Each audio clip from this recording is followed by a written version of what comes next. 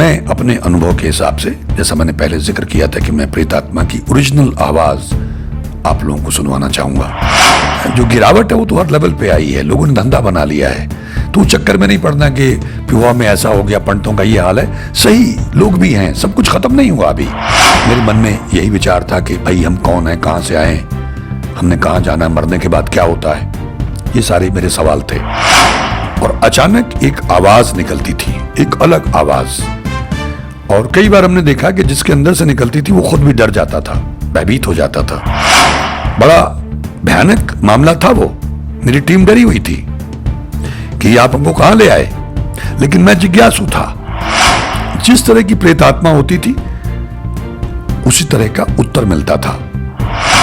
पानीपत में, लाहौर में, बगदाद में इनकी अदालतें, ऐसा उन्होंने मुझे कहा था कि इनकी अदालतें हैं जैसे लोअर कोर्ट, हाई कोर्ट और सुप्रीम कोर्ट। तो उन्होंने कहा कि बगदाद में इनका सुप्रीम कोर्ट है, लाहौर में हाई कोर्ट है। अब ये इनका अपना सिस्टम है। ये प्रेतात्मा बिलखने लग गई, मिन्नतें खुशामद करने लग गई, रोने लग गई। यहां आप ओरिजिनल आवाज सुनेंगे। क्यों? आपको यकीन आए।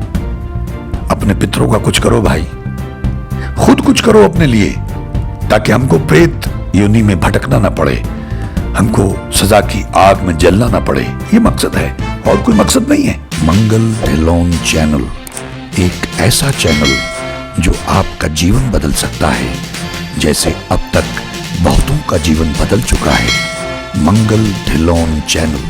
नमस्कार, आदाब, सत श्री अकाल। धन गुरु नानक, धन निरंकार, धन गुरु रामदास जी महाराज, धन गुरु गोविंद सिंह जी महाराज, धन गुरु ग्रंथ साहिब जी महाराज, धन बाबा श्री चंद जी महाराज, धन गुरु पिता ओमकारा जी महाराज, धन सभी धर्मों के संत, भक्त, महापुरुष, देवी देवता, अवतार, पीर, पैगंबर और प्रॉफिट साहिबान। गुरु प्रेमियों, मैंने आप लोगों से जिक्र किया था प्रेत आत्मा के बारे में कि प्रेत आत्मा आमतौर पे अगर हम देखें, किसी को पोजेस किया हो, किसी के साथ भी कोई ऊपरी दिक्कत हो, तो अक्सर हम लोगों ने यूट्यूब पे बहुत सारे ऐसे वीडियोस मिल जाते हैं, और आप लोगों ने वैसे भी देखा होगा कि उस आदमी की आवाज़ बदल जाती, चेहरा बदल जाता है और वो बोलने लगता है या बोलने लगती है। तो ये तो हमने देखा है कि वो आत्मा उसमें से बोलने लगती। कुछ लोग कहते हैं साइकोलॉजिकल प्रॉब्लम है, डॉक्टर को दिखाना चाहिए, और कई तरह की बातें लोग करते हैं। मैं अपने अनुभव के हिसाब से, जैसा मैंने पहले जिक्र किया था कि मैं प्रेतात्मा की ओरिजिनल आवाज आप लोगों को सुनवाना चाहूंगा। ये पितृपक्ष चल रहा है, इसलिए मैं, ईश्वर ने मुझे सुझाया, काफी देर से ये इच्छा थी लेकिन ईश्वर ने अब सुझाया, तो मैं इस पितृपक्ष में ये जिक्र करना चाहता हूं ताकि लोगों को यकीन आए और अपने पितरों के निमित्त वो कुछ ना कुछ पूजा पाठ, पुण्यदान जरूर करें, अरदास बेनती जरूर करें, ताकि उनको राहत मिले, उनकी गति हो जाए। उनकी गति करवाने का प्रयास करें किसी योग्य व्यक्ति से। जो गिरावट है वो तो हर लेवल पे आई है, लोगों ने धंधा बना लिया है।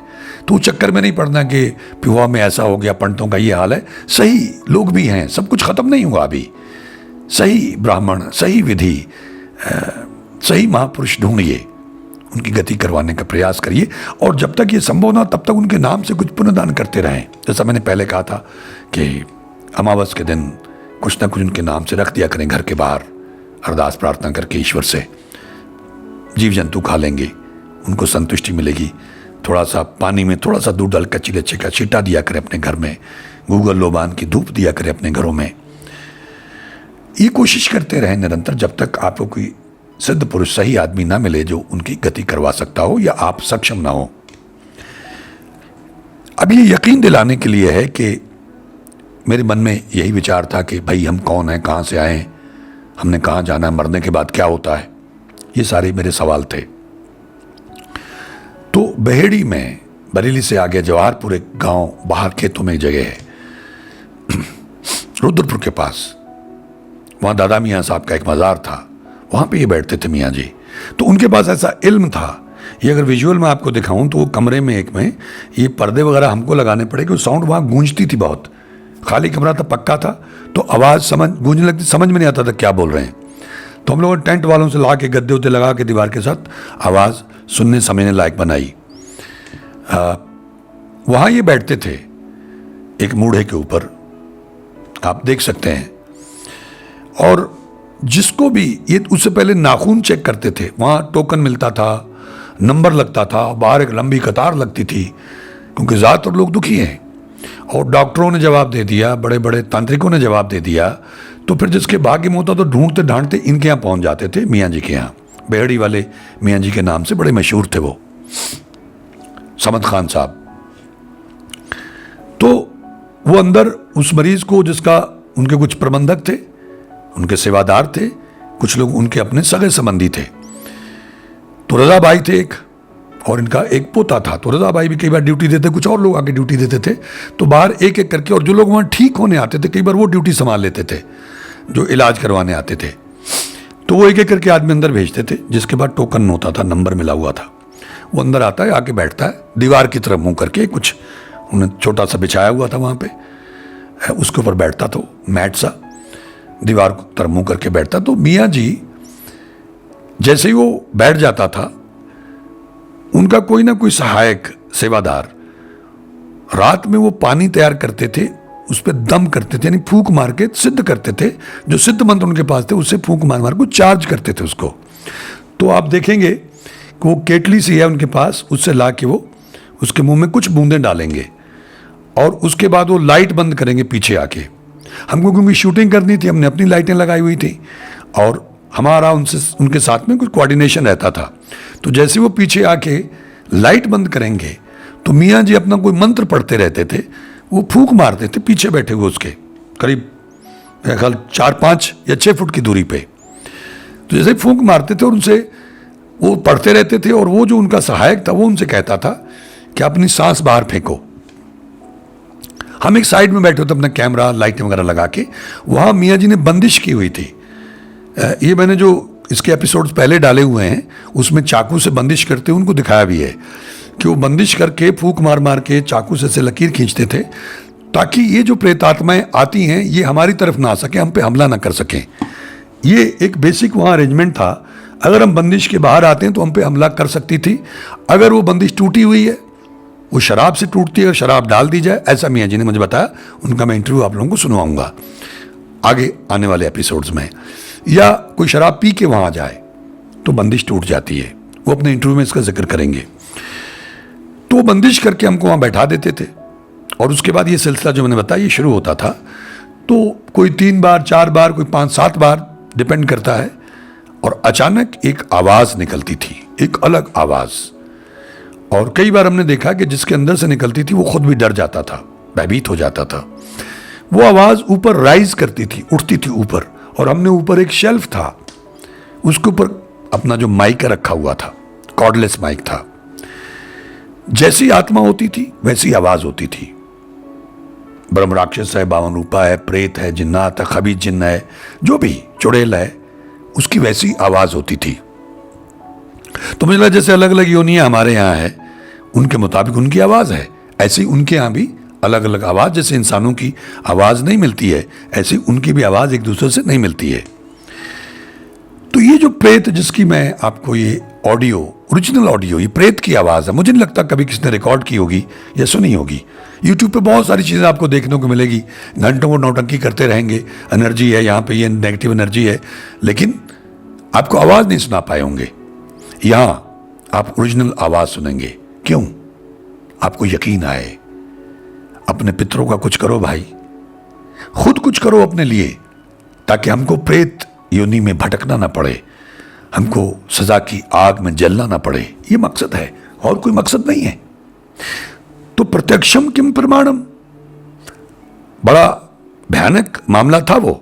मेरी टीम डरी हुई थी कि आप हमको कहाँ ले आए, लेकिन मैं जिज्ञासु था। तो ये जो प्रेतात्मा है, शुरू में जब आप देखेंगे, ये इनको जब बैठाते हैं, ये जो मरीज वहाँ आते हैं, उनको बैठा के, ये अब तक सारी बात आपकी समझ में आ गई होगी। अब ये प्रोसेस के बाद में आवाज़ निकलती, तो वो शुरू में अगर आप बातचीत सुनेंगे तो कोई सहायक जो होता है, मोस्टली वहाँ रजा भाई होते थे, तो वो उनको बातचीत में उलझाने की कोशिश करेंगे कि कौन है आप, क्या नाम है आपका, इसको क्यों पकड़ा, क्यों आए यहाँ, फिजूल की बातें, उसका डाइवर्ट करेंगे ध्यान। इतने में अचानक एक जैसे कोई गला पकड़ लेता है ऐसी आवाज आएगी। ये सब अंधेरे में होगा। इसका मतलब है कि उसको पकड़ लिया गया है। पकड़ा किसने? जो मियाँ जी के मुवक्किल हैं, जिनको इन्होंने अपने बस में किया, जिनकी इबादत करके चालिहा करके, चालीसा बोलते हैं, चालिहा उसको बोलते हैं, उससे उनको सिद्ध किया, तो वो उसको पकड़ लेते हैं। अब बातचीत शुरू होती है। जब मियाँ जी मुझे कहते हैं तो मैं भी बीच में, मेरी आवाज़ आप सुनेंगे, मैं उनसे बात करता हूं और मुझे वो जवाब देते हैं। जिस तरह की प्रेतात्मा होती थी उसी तरह का उत्तर मिलता था। ये प्रेतात्मा से नॉर्मली मेरी जानने की कोशिश होती है वो कौन थे, कहां से, इसको क्यों पकड़ा, क्या कारण है, इस तरह के जो नॉर्मल सवाल हैं। और तकरीबन मैं उन सबसे वही सवाल पूछता था, रिपीट करता था, ताकि मैं ये जान सकूं कि इनकी जानकारी सेम है या अलग अलग है। सत्य तक पहुंचने की कोशिश थी। तो ये ओरिजिनल आवाज है। और अंत तक आते आते अपनी बातचीत के दौरान, वो आप सुनिएगा मेरी बातचीत कि मैंने उनसे क्या पूछा, उन्होंने क्या जवाब दिया। ये प्रेतात्मा बिलखने लग गई, मिन्नतें खुशामद करने लग गई, रोने लग गई कि मेरी मुक्ति कराओ। और मैंने पूछा, आप सुनेंगे, कि मुक्ति कैसे होगी? तो उसने कहा मुझे मालूम नहीं है। और फिर ये जो मियाँ जी के मुवक्किल हैं, ये उनको पकड़ लेते थे और उनको कहीं भेद कैद कर देते थे उनको, क्योंकि इन पे भरोसा नहीं किया जा सकता। ये किसी चोर की तरह होते हैं। ये अपने साथियों को बचाने के लिए झूठ भी बहुत बोलते हैं। तो इसलिए ये नहीं था कि हम उनको कहते चलो इसको छोड़ दो, वो मरीज बाहर निकले उसको फिर पकड़ लेंगे। वो ऐसा अक्सर वो करते थे। तो इसलिए उनको जहां भी उनको भेजना होता तो भेज देते थे। और उनका कहना था कि इनके मुकदमे चलते हैं। इस पर मैं आऊँगा आगे। पानीपत में, लाहौर में, बगदाद में इनकी अदालतें, ऐसा उन्होंने मुझे कहा था कि इनकी अदालतें हैं, जैसे लोअर कोर्ट, हाई कोर्ट और सुप्रीम कोर्ट। तो उन्होंने कहा कि बगदाद में इनका सुप्रीम कोर्ट है, लाहौर में हाई कोर्ट है। अब ये इनका अपना सिस्टम है। इनको अपनी दलील अपील करने का मौका दिया जाएगा। और अगर ये जस्टिफाई नहीं कर सके तो या तो इनको सजा होगी, कहीं इनको स्पेस में कील के उस जगह छोड़ दिया जाएगा, जंगल में, और जितनी सजा होगी इनको भुगतनी पड़ेगी और कहीं जा नहीं सकते। तो इसलिए मेरा इस एपिसोड को, इस आवाज को सुनवाने का मकसद यही है कि पितृपक्ष चल रहा है। ये सज्जन, ये प्रेतात्मा किसी न किसी के पितृ तो होंगे, लेकिन देखो उनकी क्या दुर्दशा है, कितनी दीन अवस्था है, कैसे भटकते घूम रहे हैं। तो कहीं ऐसा ना हो कि हमारा पितृ भी कोई, या हमारे पितृ भटकते घूम रहे हों, सजा याफ्ता मुजरिम की तरह कष्ट भोग रहे हों और किसी न किसी तरीके से हमको भी कष्ट ना पहुंचा रहे हों। तो उनसे सुलह कर ली जाए, उनसे माफ़ी मांग ली जाए, उनको शांत कर लिया जाए और उनकी गति करवाने का प्रयास किया जाए। ये बेसिक मकसद है। तो आप सुनिए उस प्रेत आत्मा की ओरिजिनल आवाज़ को, और उससे यदि आपको यकीन आए तो फिर प्रयास कीजिएगा। मैं उम्मीद करता हूं कि बात आप लोगों की पकड़ में आई और आप इसका अनुसरण करते हुए उससे लाभ उठाने का प्रयास करेंगे। आप सबका बहुत बहुत धन्यवाद। ईश्वर हम सबका भला करे, दया करे, मेहर करे। नमस्कार, जय हिंद, जय भारत। धन गुरु नानक, धन निरंकार, धन गुरु रामदास जी महाराज, धन गुरु गोबिंद सिंह जी महाराज, धन गुरु ग्रंथ साहिब जी महाराज, धन बाबा श्री चंद जी महाराज, धन गुरु पिता ओमकारा जी महाराज, धन सभी धर्मों के संत, भक्त, महापुरुष, देवी देवता, अवतार, पीर, पैगंबर और प्रॉफिट साहिबान।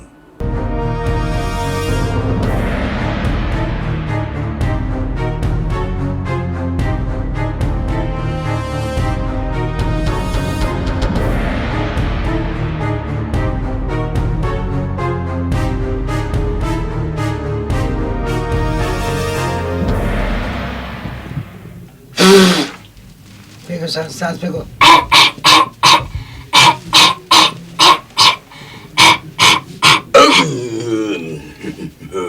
कौन हो भैया? कौन है आप? कौन है? हम कौन है? हाँ, हम कौन है? हमको क्यों उपस्थित किया है? आपको उपस्थित किया है कि यहाँ पर कुछ लोग आए हैं आपसे बातचीत करने के हम लिए। इसको चाहते हैं। हम बुलंदशहर से आए हैं। बुलंदशहर से आए हो? हाँ। अच्छा, तुम कहाँ से आए हो? अरे हम तो यहीं आपके इर्द गिर्द रहते हैं। तो तुम हमको ये कड़वा पानी क्यों पिलाया? कड़वा पानी तो नहीं है ये। पानी कड़वा है। नहीं भैया, ये तो अमृत जल है। मैं इसको सुखा सुखा के हड्डी कर रहा हूँ। अच्छा, हड्डी कर रहा है। पीछे आ जाइए लड़के। पीछे जा पीछे। पीछे आजा, हमको तुमने गिरफ्तार कर लिया। हाँ, तो तुम भैया इसको क्यों हड्डी सुखा सुखा कर कमजोर कर रहे हो? क्या इन्होंने तुम्हारा बिगाड़ा? बहुत सालों से इस पर रहते हैं। अच्छा। अच्छा, तुम्हारा नाम क्या है? तुम्हारा नाम क्या है? मेरा नाम? हाँ। मैं तो उसी वक्त से हूँ जब इससे शादी हुई है इसकी। अच्छा। हाँ। नहीं, लेकिन भाई तुम्हारा नाम क्या है? है? तुम्हारा नाम क्या है? मैं नाम तो नहीं बताता। क्यों भाई? है? बता दो यार। नहीं, तुम कुछ करोगे। अरे हमने क्या करना, अब तो आप पकड़े गए। अब तो आप पकड़े गए। नहीं पकड़े गए? हाँ। तो फिर तुमने पकड़वा दी, क्यों पकड़वा दिया? नहीं भाई, मैंने नहीं पकड़वाया। हाँ। ये तो मियाँ जी ने पकड़वाया है। ओ, हाँ। मियाँ ने पकड़वाया। हाँ। मियाँ ने सिद्धि की है ना? हाँ। ये पता नहीं साला कहाँ से सिद्धि करके आया है। अच्छा, पहले नाम तो बताओ। नाम बताओ अपना। मेरा नाम क्या है? हाँ तुम बताओ। बताओ। नहीं, मुझे क्या मालूम है, इसी तो पूछ रहा हूँ। तुम ज्ञानी हो? नहीं, मैं ज्ञानी तो नहीं हूँ। हाँ। सिर्फ जानना चाहता हूँ, जिज्ञासु हूँ। जिज्ञासी हो? हाँ।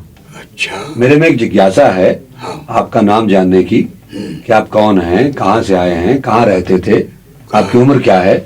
मैं तो बुलंदशहर रहता हूँ। अच्छा, अभी भी? हाँ, अब भी रहता हूँ। अब भी? हाँ। अच्छा, तो आप नाम नहीं बता रहे अपना? नाम नहीं बताऊंगा। नहीं बताएंगे? नहीं। अच्छा ठीक है। तो आप जब जिंदा थे, हाँ। अभी आप कौन है? आप कोई प्रेत है, जिन्न है, कौन है? नहीं, मेरी यूनी बहुत बुरी यूनी है। कौन सी? कौन सी? बहुत बुरी ने भगवान ने डाला है मेरे को। कौन सी है? कौन सी? प्रीतुनी। प्रेत योनि? हाँ। इसमें क्यों डाला आपको? है? इसमें क्यों डाला आपको? क्यों डाला? आज तो 200-250 साल पहले की बात है। हाँ। है? हाँ। कि मैं एक दिन जा रहा था। अच्छा। एक रास्ते में लड़की मिल गई। अच्छा। मुझे सुंदर लगी, उसको उठा के ले आया। अच्छा। है? हाँ। और उठा के अपने घर में रख ली उसको। अच्छा। मैंने उससे विवाह किया। हाँ। है? हाँ। मगर वो दगा दे के चली गई। अच्छा। है? हाँ। मैं उसके पीछे रहा। अच्छा। है? मगर उसके दुश्मनों ने मेरे को मार दिया। अच्छा। हाँ। और मारने के बाद हाँ। है? हाँ। जब मैं वहां पहुंचा, हाँ। है? हाँ। मेरे को 2 दूत ले गए। अच्छा। हाँ। अच्छा, दूध कहाँ ले गए? है? कहाँ ले गए? यमराज के पास। अच्छा। हाँ। कितनी देर लगी यमराज तक पहुंचने में? कुछ देर नहीं लगी। हाँ। हाँ। मैं इधर मारा, उन्होंने उधर यमराज के पास पहुंच गए? पहुंच गए। अच्छा। आध घंटा लग गया होगा। कितना? आध घंटा। आध घंटा? हाँ। अच्छा। उन्होंने पत्रा देखी। पत्रा देखी? हाँ। अच्छा। लौट पोट करते रहे। अच्छा। कहा, जब मेरा नाम आया, हाँ। कहने लगा इसने संसार में रह के बहुत बुरे बुरे काम किए हाँ। हैं। हाँ। इसको 300 साल की प्रीत्युनी दे दो। अच्छा। बस हमको प्रीत्युनी दे दी और हम उसमें बस मर रहे। अच्छा। क्या करे? अच्छा। बहुत तकलीफ में हो? हाँ। अच्छा, तो बुरे काम तो बस एक ही, वो लड़की थी, उसने धोखा दे दिया उसको। हमारा काम उसी का हो। बस वही बुरा काम था। हमको चुरा दो। भाई हम कैसे छुड़ाएं? हाँ। हम कैसे छुड़ाएं? क्यों? अब तुमने जो बुरे काम किए तो उसकी सजा भुगत रहे हो। भुगत रहा हूँ। हाँ, तो नाम तो अपना तुम बता नहीं रहे हो। तो अब तो ये बच्चों की तरह रो रहे मेरा हो। नाम सुंदर लाल है। सुंदरलाल है? हाँ। अच्छा, बुलंदशहर के रहने वाले हो? हाँ। अच्छा, तो तुमको गुजरे हुए कितनी देर हो गई? बहुत साल हो गए। कितने? हमको 200 कुछ साल हो गए। अच्छा, और सजा कितने? 300 साल की हुई? हाँ। तो उसमें अभी कितनी सजा काट चुके हो? है। कितनी सजा काट चुके हो? करीब करीब 200 साल की। अच्छा, तो बहुत तकलीफ में हो? हाँ। अच्छा, तकलीफ में क्यों हो? क्या तकलीफ होती है? हमको सजा मिल रही है। कैसी? दिन भर हम इससे अलग होते हैं। हाँ। तो अग्नि में रहते हैं। हाँ। हमारा शरीर जलता रहता। अच्छा। और जब इसके शरीर में आते हैं हाँ। तो हमें अच्छा लगता है। अच्छा, हाँ। तो ये अग्नि वो कहाँ से जलाती है? अंदर से? अंदर से। अच्छा, वो सजा की अग्नि है? सजा की। अच्छा, तुम खा पी भी नहीं सकते कुछ? कुछ नहीं। हाँ। हाँ। भूखे प्यासे रहते हो? हाँ। तो इसीलिए इसके पीछे पड़े रहते हो? अरे जो ये खाती हो हम खा लेते हैं। तो ये खाती हो, तुम खा लेते हो? हाँ। तो इसीलिए इसके पीछे पड़े हो? हाँ। तो और कोई तुम्हारा मकसद नहीं है? और कोई नहीं। अच्छा, भगवान और खुदा में कोई फर्क है? तुम समझते हो फर्क है? नहीं, मैं तो नहीं समझता। तो हम भी नहीं समझते। नहीं, लेकिन लोग समझते हैं ना, दुनिया वाले। लोग से क्या मतलब है? हाँ। जब हमारे उस संसार में पहुंचेंगे तब मालूम होगा उनको क्या फर्क है। अच्छा, हाँ तो इसका मतलब है जो भगवान और खुदा में फर्क करते हैं वो गलत है हाँ, और उनको सजा मिलेगी। मिलेगी। अच्छा। और इसको भी मिलेगी, इसने कड़वा पानी पिया है। अच्छा चल, मैं तो सजा दे तुझे ही अच्छा, दिलवा रहा हूँ। अच्छा भाई, आपका बहुत बहुत धन्यवाद। यार क्या बताऊं, मेरे को मुक्ति से छुड़ा लो, इसको छुड़ा लो। अच्छा चल, छुड़वा देंगे। अब आइंदा से काम मत अब करिए। कभी नहीं करूंगा। हाँ तो अब जो है सजा भुगत ले। अगली बार हम जो है तुम्हें पानी। अगली बार तो तुम मर जाओगे, इतने कहाँ से आओगे? अरे हम नहीं मरेंगे बेटा। चलो।